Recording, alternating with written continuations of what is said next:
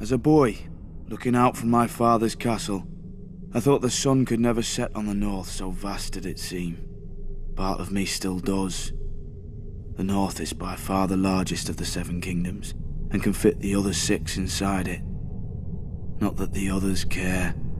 Cold and damp, that's how the southerners see the north. But without the cold, a man can't appreciate the fire in his hearth. Without the rain, a man can't appreciate the roof over his head. Let the south have its sun, flowers and affectations. We northerners have home. Mine was once Winterfell, the ancient seat of my father's family, House Stark, who have ruled the north since the first men and were once the kings of winter. Growing up, Lady Catelyn made sure I knew I wasn't a Stark, no matter how much blood I shared with her true-born children. But where their name rules over the north, mine is the north. Snow. Our land stretches from the wall down to the neck, a narrow land that divides us from the rest of Westeros. Legend has it that the children of the forest flooded it in their war against the first men. If that's true, every Northman owes them a debt of gratitude.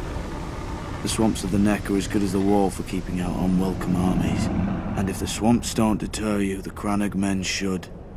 Small, shy people who rarely leave those swamps, and who follow House Reed, the gatekeepers of the north, and among the most important and loyal bannermen of House Stark. Also a bit strange. I heard their oath of fealty once as a child. It's like no other lords, ancient and dark.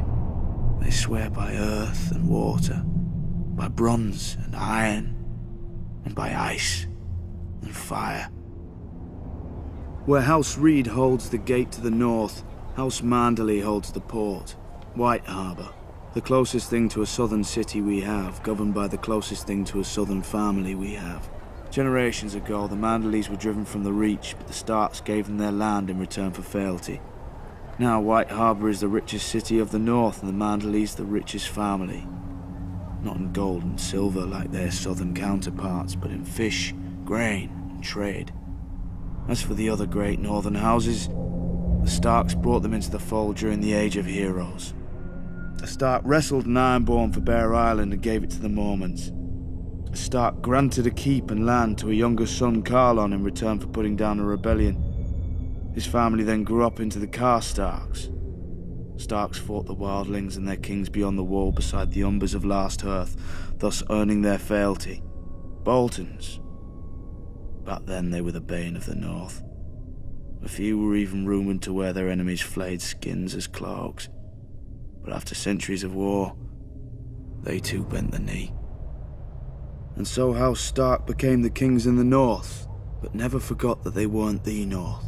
When Aegon and his dragons landed on Westeros, the kings of the Rock and the Reach sent all their men to die to defend their crowns. Torrhen Stark knelt, to spare his people the same fate. He placed duty above pride, just as my brothers in the Night's Watch had done for thousands of years at the Wall. Many think of it as the end of the world, but it's not. I've seen how the land stretches much farther than any man knows, into the land of always winter where the White Walkers came from during the long night. After the first men and the children of the forest beat them back, Brandon the Builder raised the wall and set up the Night's Watch to guard the realms of men. He gave us our oath, our castles and the gift, the lands behind the wall whose farmers and crops sustain us. Southerners may now mock my black brothers as thieves, rapers and worse, and not without cause.